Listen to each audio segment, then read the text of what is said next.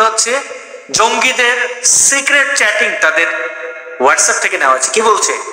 সালাম আলাইকুম, তারপরে আমরা তো রেডি, কিন্তু কোনো সিকিউরিটি ইস্যুস আছে কি? ওয়ালাইকুম সালাম, আচ্ছা কালকে প্রোগ্রাম নিয়ে বলেন, আমরা প্রস্তুত। হ্যাঁ, ইকরামের আপডেট দাও, হ্যাঁ সমস্যা নাই, রেডি। এগুলো সবাই রেডি। কি রেডি? দেখেন বোমা সরঞ্জাম নিয়ে তারা রেডি, দেখতে পাচ্ছেন। আর এই গ্রুপের নাম কি? খিলাফত। খিলাফত, দেখতে পাচ্ছেন। এগুলো সন্ত্রাস নয়। কারা সন্ত্রাসী? কারা কারা প্রস্তুত? ভাই সব মাল রেডি, টেনশন নিয়ে না। আপনি মাসফিরে ইনফর্ম করেন কোথায় কি করা লাগবে, কোথায় কি করা লাগবে। দেখেন, দেখতে পাচ্ছেন ফেসবুকে তাদের একই গ্রুপ, একই নামে, দেখতে পাচ্ছেন। এই এই জিনিসগুলা, না এটা হোয়াটসঅ্যাপেই বোধ হয়, অন্য যার, এটা হোয়াটসঅ্যাপে, হ্যাঁ স্ক্রিনশট নেওয়া হয়েছে। তার এখানে থিম ডার্ক মোডে ছিল, আর এটা এটা হচ্ছে লাইট মোডে। আচ্ছা দেখেন, লাইভে প্রকাশ্যে হুমকি দিচ্ছে। কি বলছে?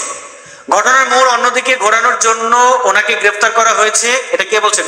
মোহাম্মদ গিয়াসউদ্দিন সাজিদ। তিনি বলছেন, আগামীকাল যখন সনাতনীরা কর্মসূচি দিবে, তখন জামাত শিবির সবাই মিলে সনাতনীদের প্রতিহত করতে কর্মসূচি। একজন মুসলমান বলছেন, জামাতিদের ভিতরে তারা নিজেদের মধ্যে দুর্ঘটনা ঘটিয়ে নাম দেবে ইসকনের। লিখে রাখেন, হিসাবটা মিলবেই, মিলিয়ে নিয়েন।